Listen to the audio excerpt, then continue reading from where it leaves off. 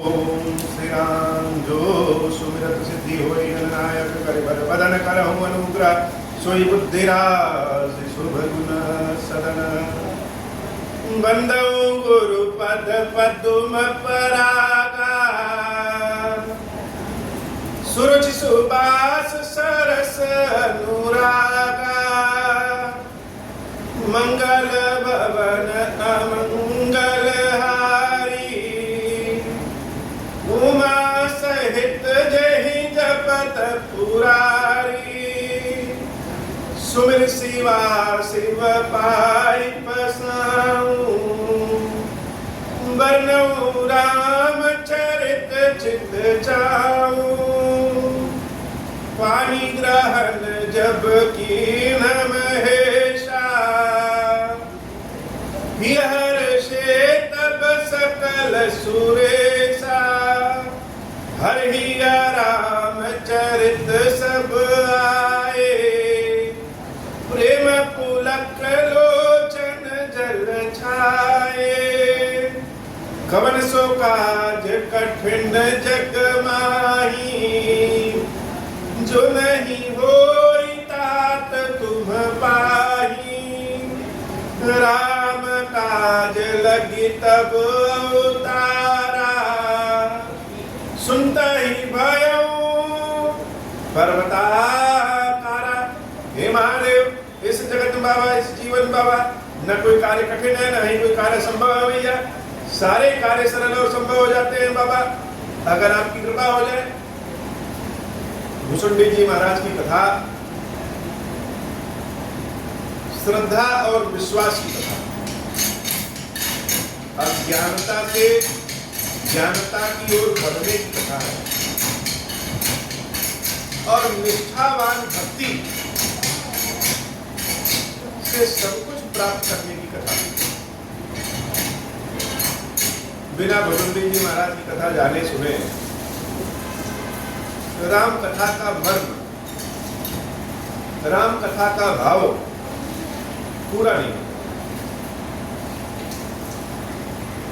भुसुंडी जी महाराज कहाँ पहुंचे? लोमस ऋषि के पास। क्यों पहुंचे? हर साधु सन्यासी जो ज्ञानी है उन सबकी शरण चरण में भुसुंडी जी महाराज जाते और चरण में दंडवत होकर प्रभु श्री राम की कथा सुनना चाहते हैं। कथा क्यों सुनना चाहते हैं? ऐसी कृपा प्राप्त हो जाए जिससे मैं अपनी इन आंखों से प्रभु श्री राम का दर्शन कर सकूं। और इसी प्रकरण में बड़े ही ज्ञानी बहुत ही अति प्राचीन महर्षि मुनि लोमस ऋषि की शरण में। अब लोमस ऋषि अपने ज्ञान के हिसाब से भुसुंडी जी महाराज को निर्गुण ब्रह्म की कथा सुना रहे हैं लेकिन भुसुंडी जी महाराज को अपनी श्रद्धा के अनुसार से सगुण ब्रह्म की कथा सुननी है। किसी दिन ऐसा होता है कि मौसम भी बहुत बढ़िया रहेगा भगवान को जो भोग लगेगा वो भोग भी बड़ा अच्छा लगेगा और भोग को देख करके मुख में पानी भी आने लगेगा।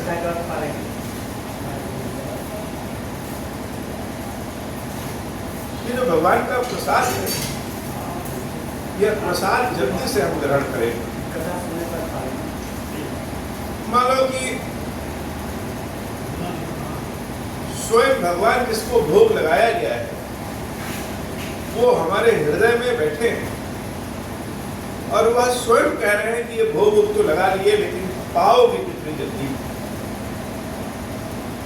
सुंदरकांड में हनुमान जी महाराज से जब रावण ने पूछा कि मेरे सैनिकों को तुमने क्यों मारा, हनुमान जी महाराज ने कहा कि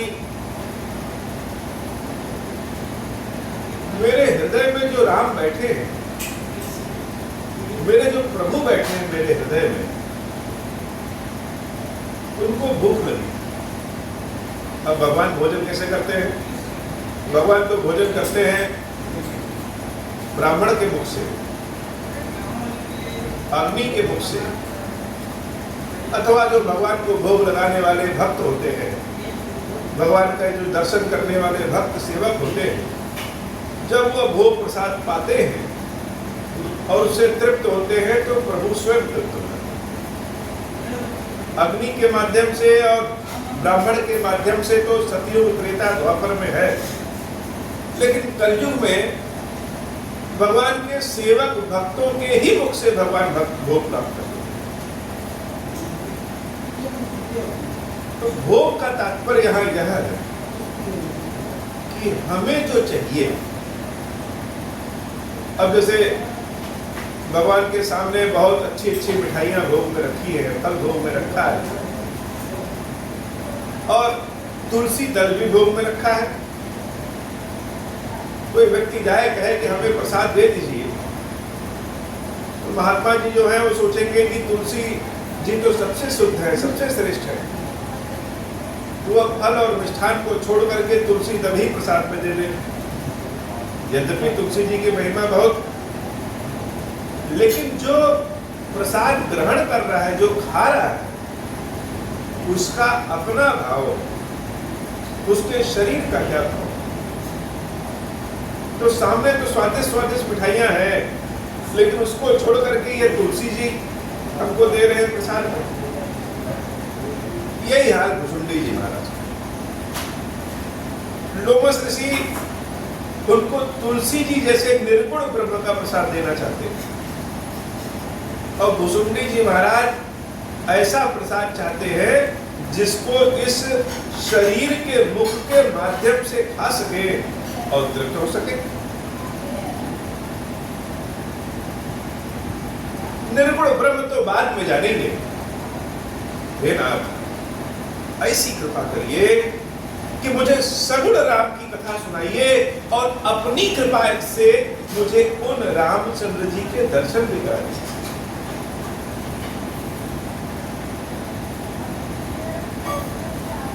लेकिन लोमस ऋषि क्या कर रहे हैं? वो बार बार निर्गुण ब्रह्म की कथा सुना रहे हैं। भुसुंडी जी महाराज का ध्यान सगुण राम रूपी मिठाई की ओर है। लोमस ऋषि निर्गुण तुलसी जी देना चाहते हैं, लेकिन भुसुंडी जी महाराज को तो सगुण राम की कथा सुनाइए। तो हर बार लोमस ऋषि के व्याख्यान को, कथा को भुसुंडी जी महाराज काट देते। बाबा कहते हैं, देवी कोई कितना भी शीतल क्यों न हो, चंदन के समान शीतल हो, लेकिन बार बार उसकी बातों को अगर उत्तर प्रत्युत्तर दिया जाएगा, काटा जाएगा, रगड़ा जाएगा, तो शीतल चंदन में भी रगड़ के कारण, घर्षण के कारण अग्नि उत्पन्न हो जाती है। वैसे ही ऋषि महर्षि कोई क्यों ना हो, उनके भीतर भी क्रोध के लक्षण उत्पन्न हो जाते हैं। लेकिन एक बात और है, कहते हैं ना, घी का लड्डू टेढ़ा भी सही। ये जो संत महात्मा होते हैं, भगवान शंकर है, इनका क्रोध भी कल्याणकारी है। ये किसी को डांट दे तो उसके जीवन भर के पाप का अंत हो जाता है। बड़े बड़े ऋषि महर्षि इस कलयुग में भी हमने देखा है, सुना भी है कि जाइए महात्माओं के पास, तो कुछ महात्मा ऐसे होते हैं कि मुख से गाली दे करके भगा देते हैं। तो लोगों को लगता है कि तो गाली दे रहे हैं, लेकिन वास्तव में भाव उनका ऐसा नहीं होता है। तो भाव तो उनका इसलिए होता है कि गाली देंगे तो समाज के लोग मुझ तक नहीं आएंगे। तो ऋषि महर्षियों का, ज्ञानियों का, साधुओं का क्रोध भी, दुर्वचन भी कल्याणकारी होता है। और इस बात के लिए दूसरों के मुख से क्या कहें, स्वयं प्रभु श्री राम ने ही दंड कारण में कहा है कि श्राप देता हुआ ब्राह्मण भी पूज्य के योग्य। उसका अर्थ यह नहीं है कि कोई अगर जाति में ब्राह्मण पैदा हुआ है और वो कितना भी गलत बात करे तो वो पूजने योग्य है। उनके भाव का मतलब होता है कि अगर यह संत महात्मा, ये भगवान के भक्त, ये ऋषि महर्षि अगर क्रोध भी किसी के ऊपर कर दे तो उसका कल्याण।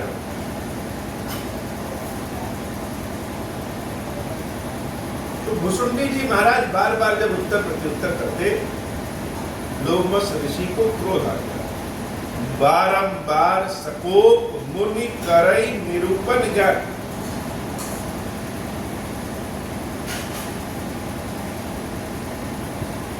मानस में तुलसीदास जी ने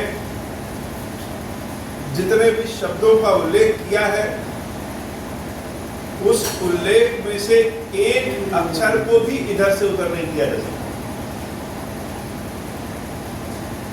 बारंबार सकोप मुनि की जगह बारंबार कोप मुनि भी कह सकते, लेकिन कोप और सकोप में अंतर क्या है?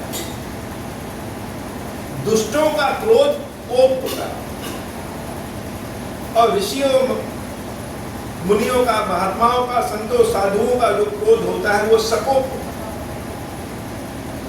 प्रभु श्री राम जब समुद्र पे रास्ता न देने के कारण क्रोध करते हैं और लक्ष्मण जी से कहते हैं कि मेरे तीर धनुष ले आओ, तो बाबा वहां पे भी लिखते हैं सकोप।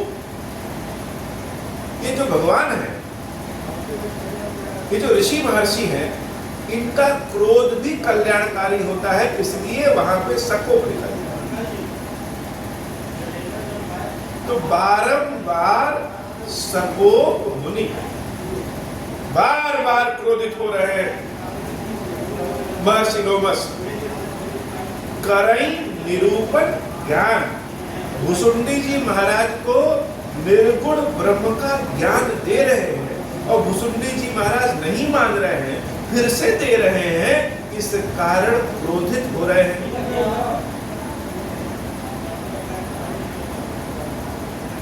और जब भुसुंडी जी महाराज नहीं मान रहे हैं तो क्रोधित होते हुए कह रहे, मैं अपने मन बैठ तब करहु विविध अनुमान। ओम श्री राम। तो जब लोमस ऋषि हमको समझा रहे हैं और हम नहीं समझ रहे हैं, फिर भी लोमस ऋषि समझा रहे हैं, तो हम क्या कर रहे हैं? हम बात अपनी कानों से तो लोमस ऋषि की सुन रहे हैं, लेकिन अपने मन में अपने सगुण राम की कल्पना कर रहे हैं। जैसे कुछ ढीठ बच्चे होते हैं, उनको पढ़ाइए, उनका पढ़ने में मन नहीं लगता है, पढ़ाइए फिर भी मन नहीं लगेगा। बार बार भी कहेंगे नहीं बैठे रहो, ये बैठ के पढ़ो, तो बैठे तो रहेंगे लेकिन उनका ध्यान कहीं और हो जाएगा। और जब ये भाव हमारा लोमस ऋषि ने देखा, बड़े क्रोधित हो गए कि क्रोध की दैत बुद्धि बिन द्वैत की बिन अज्ञान। तुम्हारी बुद्धि तो द्वैत बुद्धि। अभी द्वैत और अद्वैत क्या है? द्वैत का मतलब दो। किसी ने निर्गुण ब्रह्म को जाना और किसी ने सगुण ब्रह्म को माना। निर्गुण वाला कहता है कि निर्गुण ही श्रेष्ठ है और सगुण वाला कहता है सगुण ही श्रेष्ठ है। इन दोनों की बुद्धि दो, द्वैत बुद्धि। जहां दो हो वो है द्वैत। शंकर एक है और पार्वती एक है, अर्थात द्वैत है। और जहां एक और एक मिलकर के दो ना हो, गणित की भाषा में तो एक और एक करेंगे तो दो होगा, लेकिन प्रेम की भाषा में, भक्ति की भाषा में, भाव की भाषा में एक और एक मिलकर के एक हो जाए। जैसे शंकर और पार्वती मिलकर के एक हो जाते हैं, दो मिले, दो से अद्वैत एक हो गए। यह है अद्वैत। लोमस ऋषि कहना चाहते हैं कि निर्गुण ब्रह्म को पहले जान लो, फिर सगुण ब्रह्म के बारे में जानो, तब जाकर के दोनों एक हो जाएंगे। अद्वैत बुद्धि है, लेकिन तुम्हारी बुद्धि तो द्वैत है, दोनों को अलग करके देख रहे हो। तुम्हारी जो बुद्धि है क्या है? कौवे के समान छल कपट वाला है, इसलिए जाओ तुम कौवा हो जाओ।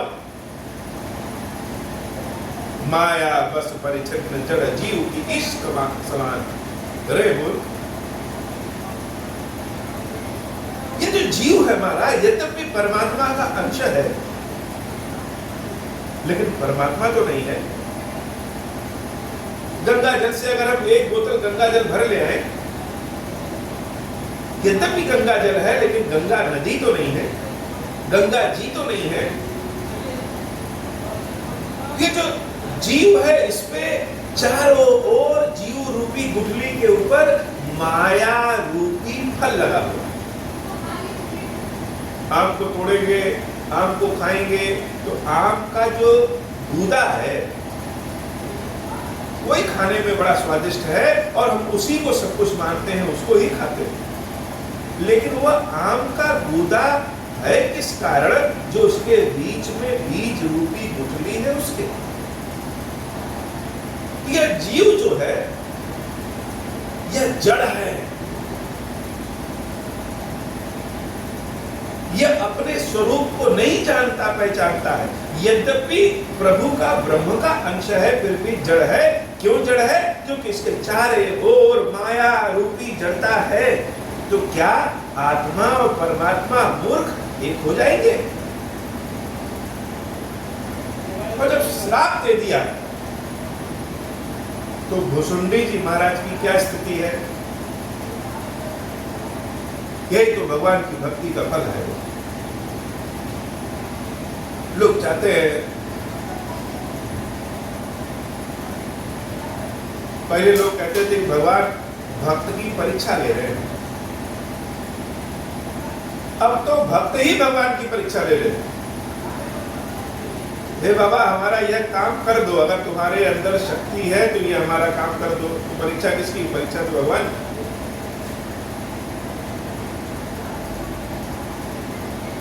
तो क्या प्रभु के समीप रहने से, प्रभु की कृपा प्राप्त करने से जीवन में कष्ट नहीं आता क्या? अगर हम इस बात से तुलना करें कि भगवान की कृपा हो जाएगी तो हमारे जीवन में कष्ट नहीं आएगा, तब तो पांडवों के जीवन में साक्षात भगवान कृष्ण है। उसके बाद भी अपने पुत्र अभिमन्यु को बचा नहीं पाए। तो प्रभु की कृपा क्या होगी? प्रभु की कृपा यह होती है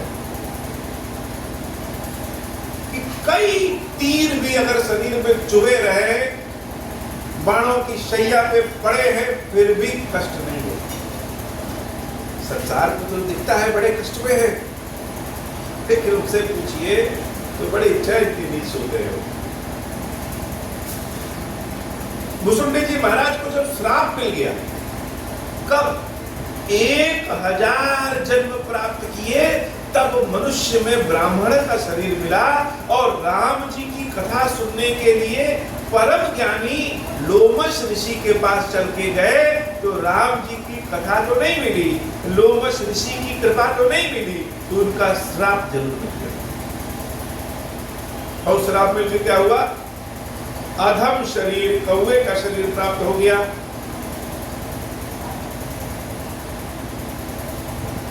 लेकिन भुसुंडी जी महाराज लोमश ऋषि के क्रोध से, लोमश ऋषि के श्राप से बिल्कुल भी क्रोधित नहीं हुए। यही भगवान की कृपा है कि भगवान की कृपा जब मिलती है तो कष्ट में भी व्यक्ति के हृदय में कुविचार नहीं आता, क्रोध नहीं आता, बदला लेने की भावना नहीं आती।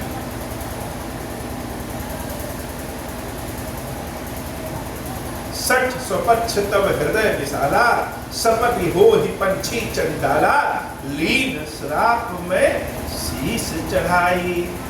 लोमस ऋषि जैसे संत महात्माओं का तो श्राप भी सर पे धारण कर लेना चाहिए हो, उनका श्राप भी हम अपने शरीर पे धारण कर लिए।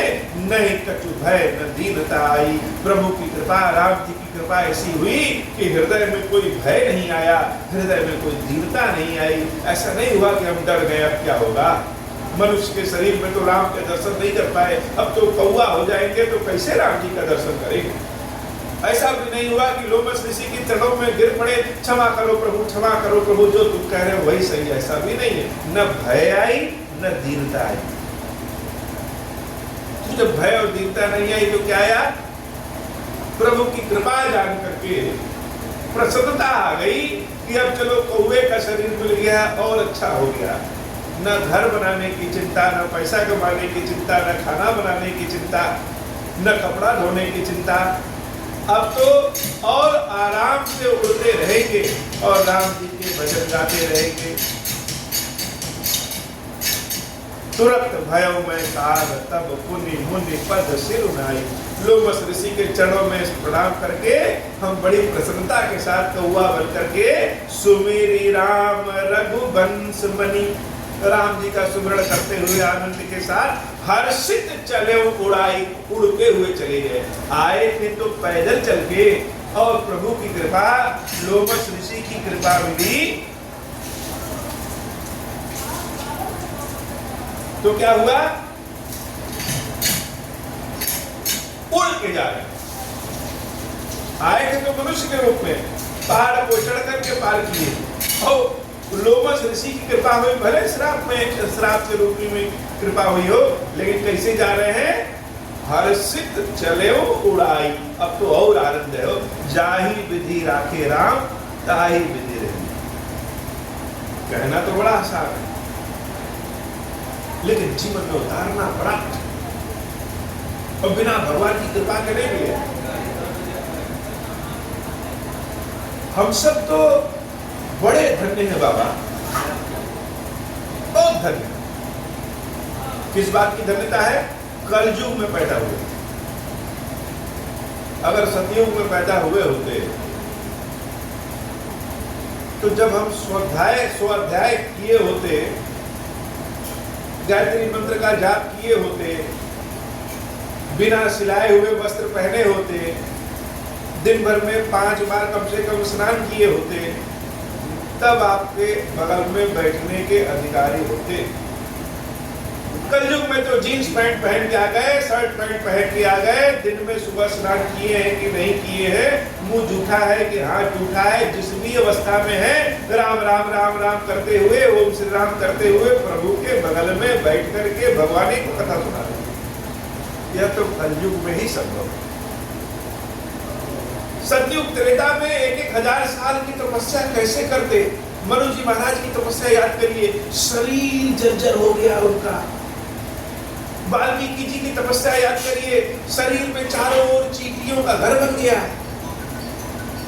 हमसे तो नहीं हो पाता बाबा, 1 घंटा बैठना हो तो नहीं बैठ पाते हैं। यह तो कलयुग की महिमा है, ये तो भगवान की कृपा है कि कलयुग में पैदा हुए, और भगवान की कृपा से भगवान के रोज दर्शन मिल जाते हैं। तब तो ओम श्री राम ओम श्री राम ओम श्री राम कह पा रहे। तो बड़े हर्षित भाव से भुसुंडी जी महाराज चरणों में, लोमस ऋषि के चरणों में नतमस्तक होकर के राम राम कहते उड़ गए। और भुसुंडी जी महाराज के इस बात को कहते कहते शंकर जी बड़े प्रसन्न। भगवान शंकर को भोले भंडारी क्यों कहते हैं? यद्यपि श्रुतियों के रक्षक है, नीतियों के रक्षक है, लेकिन फिर भी भक्त के हृदय में जो भाव है, जो प्रेम है, उसके भी रक्षक। बाबा को जिस बाल्टी लोटा से जल चढ़ाया जाता है, उसी बाल्टी लोटा से भक्त भी स्नान कर लेता है और मांझ करके फिर उसे जल चढ़ा देता है। ऐसे भोले भंडारी संसार में शंकर जी के अलावा कौन हो सकता? यहाँ तो जिस बर्तन में हम भोजन कर रहे हैं उस बर्तन में कोई और खा ले तो क्रोध आ जाए। ऐसी कृपा तो शंकर जी ही कर सकते हैं। और शंकर जी जब मुसुंडी जी महाराज की इस बात को बता रहे कि हर्षित होकर के उड़ गए, तो पार्वती जी से कह रहे, उमा जे राम चरण रत विगत काम मद क्रोध।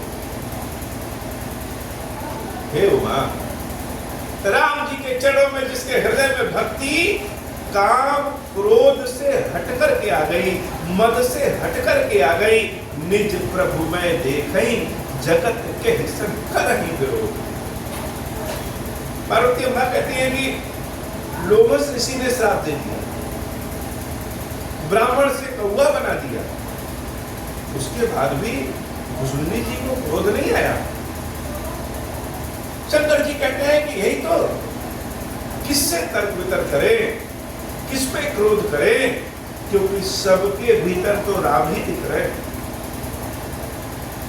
सबके भीतर राम दिख रहे हो। किसी को कुत्ता में भगवान दिख जाते हैं, किसी को पत्थर में भगवान दिख जाते हैं, किसी को वृक्ष में भगवान दिख जाते हैं, किसी को भूखे में भगवान दिख जाते हैं। तो जो कड़कड़ में भगवान को देख रहा है वह किससे विरोध करे। निज प्रभु में देखई जगत के हिस्सन करही विरोध।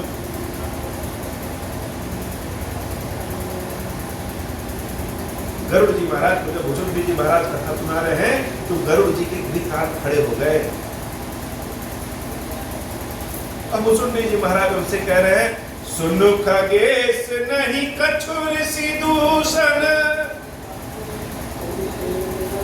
गरुड़ जी, इसमें ऋषि का कोई दोष नहीं है। भगवान के भक्त भी भोले हो जाते हैं, और वो जब भोले हो जाएंगे तो लोग कहेंगे थोड़ा सा ढीला है, पागल हो। नहीं कछु ऋषि दूषण, भगवान के भक्त को किसी के अंदर दोष ही नहीं दिखता है, क्या दोष करते हैं। और ऐसा कौन सा दोष है जो हम दूसरे में देख रहे हैं और मेरे भीतर नहीं है। तो सुन खगेश नहीं कछु ऋषि दूषण और प्रेरक रघुवंश विभूषण। लोमस ऋषि जैसे ज्ञानी ने अगर श्राप दे दिया तो उसमें उनका कोई दोष नहीं है। सबके हृदय में निवास करने वाले मेरे राम जी ने ही उनको कोई ऐसी प्रेरणा दी है जिससे उनसे श्राप मिल जाए। कृपा सिंधु मुनि मति करी घोरी, लीन प्रेम परीक्षा मोरी। कुछ रहा होगा ऋषि मुनियों के श्राप से, उनके कुवचन से, कठोर वचन से पाप कट जाते हैं। मन बच क्रम मोहि निज जन जाना, मुनि मति पुण्य फेरी भगवाना। राम जी ने देखा कि यह तो क्रोध नहीं कर रहा है, तन से मन से वचन से यह मेरा ही भक्त है। तो ऋषि के भाव को उन्होंने फिर से राम जी ने फेर दिया और ऋषि को लगा कि अरे हमने तो बड़ा गलत कर दिया। ऋषि मम महत शीलता देखी, राम चरण विश्वास विशेष। ऋषि मम महत, ये महत शब्द, ये महत शब्द बड़ा ही अद्भुत है। उसे महत से ही महत्व, जो महत्वपूर्ण बात है वही महत्व। और यही मह, यह मह शब्द ही महेश्वर है। महेश्वर अर्थात भगवान शंकर, देवी पार्वती। जब शंकर पार्वती किसी को आशीर्वाद देते हैं वह अपने महेश्वर स्वरूप में ही देते हैं। शंकर जी, पार्वती जी, कार्तिकेय जी और गणेश जी नंदी महाराज के साथ जब कहीं एक साथ बैठ जाए वह महेश्वर स्वरूप में बैठे हैं। मह से ही महत है, मह से ही महेश्वर है। और जिस व्यक्ति के भीतर शीतलता रूपी शंकर का वास हो जाए उसको क्रोध नहीं आता। ऋषि मम महत शीलता देखी। जब ऋषि जी ने मेरे भीतर के शंकर जी की कृपा देखी, राम चरण विश्वास विशेषी, जान गए कि यह शंकर जी की ही कृपा है जिसके कारण इस भुजंडी के भीतर राम के चरणों के प्रति विशेष भक्ति। अति विस्मय पुनि मुनि, अति विस्मय पुनि पुनि पछिताई, सादर मुनि मोहिलीन बुलाई, मम परितोष विविध विधि कीन्हा, हर्ष राम मन तब कीन्हा। बच्चों को डांट दो, और बच्चे अगर नाराज हो जाए, क्रोध में तो डांट दिया, लेकिन बच्चे मुंह फुला के अगर कहीं बैठ जाए या उनके माता पिता को लग जाए कि मेरा बच्चा नाराज है, तो उसको बड़े तरीके से मनाते हैं, प्यार से बहलाते फुसलाते हैं, चॉकलेट भी मंगाएंगे, उसके जेब खर्च के लिए भी कुछ दे देंगे कि मान जाओ। लोमश ऋषि ने हमको बुलाया और मम परितोष विविध विधि कीना, मुझे खुश करने के लिए अनेक तरह के वचन बोले, अनेक तरह की कृपा की। हर्षित राम मंत्र तब देना, तब हर्षित होकर के उन्होंने राम मंत्र प्रदान किया। यह राम मंत्र क्या है? ओम श्री राम ही राम मंत्र। बड़ा अद्भुत है, रहस्य वाली बात। ओम श्री राम ही राम मंत्र। बालक रूप राम कर ध्याना, कहूं मोहि पुनि कृपा विधाना, सुंदर सुखद मोहि अति भावा, सो प्रथम ही मैं तुम ही सुनावा, मुनि मोहि कछुक काल तह राखा, रामचरितमानस तब भाषा। बाल स्वरूप राम का ध्यान करो, बालक रूपी राम का ध्यान करो, वही परम ब्रह्म। कुछ समय तक अपने आश्रम में रखा और क्या दिया? रामचरितमानस तब भाषा, रामचरितमानस प्रदान। सादर महिया कथा सुनाई, मुनि बोले मुनि गिरा सुहाई, रामचरित सरगुप्त सुहावा, शंभु प्रसाद तात मैं पावा, तो ही निज भगत राम कर जानी, ताते मैं सब कहूँ बखानी। यह भगवान के भाव की कथा कहते कहते मेरे रोम रोम खड़े हो जाए। राम कथा का असली आनंद तब है जब हम स्वयं को राम कथा से जोड़ सके। हो सकता है किसी जन्म में हम ही ताक सुनती रहे। भगवान जिस वृक्ष के नीचे शयन करते हो सकता है किसी जन्म में हम ही वह वृक्ष रहे हो, और राम जी जब वनवास गए हो तो मेरे ही नीचे शयन किए हो।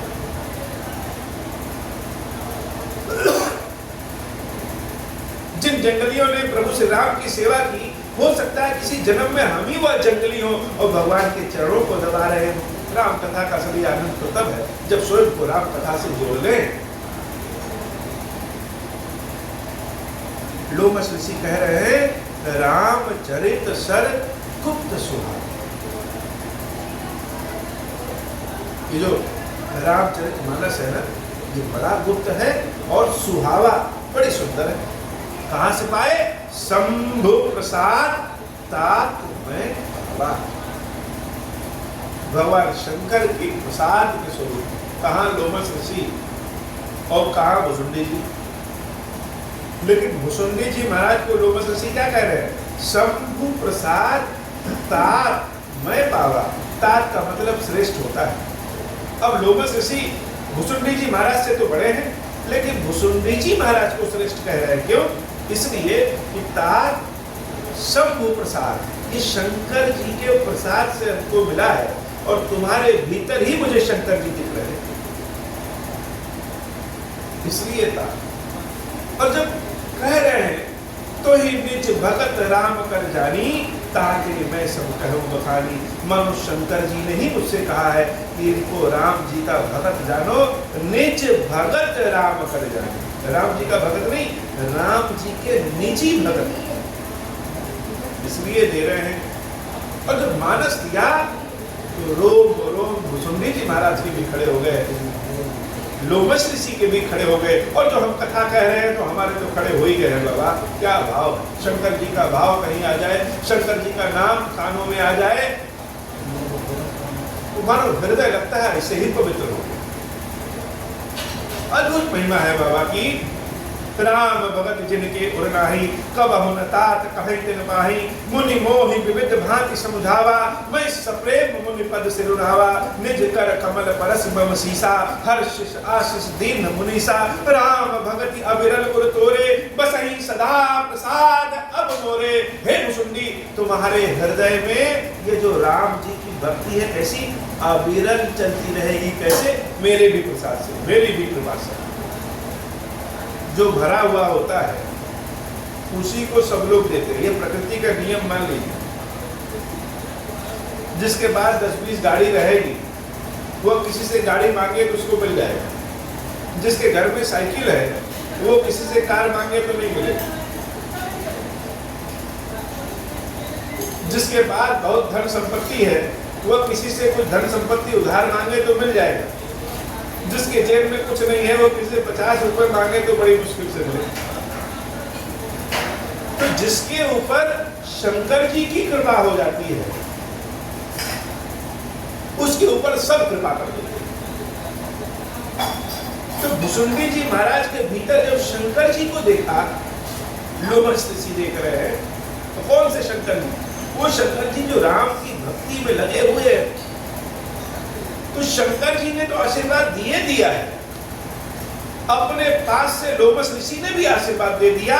राम भगति अविरल उर तोरे, बसहि सदा प्रसाद अब मोरे। मेरे प्रसाद से तुम्हारे हृदय में राम जी की भक्ति कैसी रहेगी? अविरल, हमेशा, कभी समाप्त ही नहीं हो सकती। सदा राम प्रिय हो तुम, शुभ गुण भवन अमान, काम रूप इच्छा वरण ज्ञान विराग निधान। पहले आशीर्वाद तो दिया कि सदैव राम जी की अविरल भक्ति हृदय में रहेगी। दूसरा आशीर्वाद दिया कि तुम्हारे हृदय में ही राम जी की भक्ति नहीं, राम जी के भी हृदय में तुम्हारे लिए प्रेम रहेगा। राम जी के लिए भी तुम प्रिय हो जाओ। जैसे जानकी मैया ने हनुमान जी महाराज को आशीर्वाद दिया था, सारा आशीर्वाद दे दिया, हनुमान जी भी बोल नहीं गए। अंत में क्या कहा कि राम जी का दुलार भी तुमको मिलेगा। ये दुलार वाला प्रेम बड़ा अद्भुत होता है। मन में प्रेम रखे और बोल किसी से नहीं रहे तो वो प्रेम को कोई समझ नहीं पाता है। और अगर मन में प्रेम है और दुलार भी दिखाए कि हाथ से स्पर्श करे, सहलाए, पुचकारे, प्रेम की बातें करे, यह प्रेम बड़ा अच्छा होता है। हनुमान जी महाराज को राम जी का कैसा प्रेम मिला है? दुलार का प्रेम, जानकी मैया की आशीर्वाद से। जानकी मैया के आशीर्वाद से ही हनुमान जी को दुलार का प्रेम मिला है। राम जी हनुमान जी महाराज से बड़ा दुलार करते थे, उनके माथे पे अपने हाथ को सहलाते थे, ऐसा और किसी के साथ नहीं किया। अजर अमर गुण निधि सुख होहूं, करहु बहुत रघुनायक छोहूं। रघुनायक छोहूं ही दुलार का प्रेम। और वही आशीर्वाद लोमश ऋषि ने भुसुंडी जी को दिया कि भक्ति तो मिलेगी मिलेगी, सदा राम प्रिय हो, राम जी के प्रिय तुम भी हो जाओगे। क्यों? शुभ गुण भवन अमान।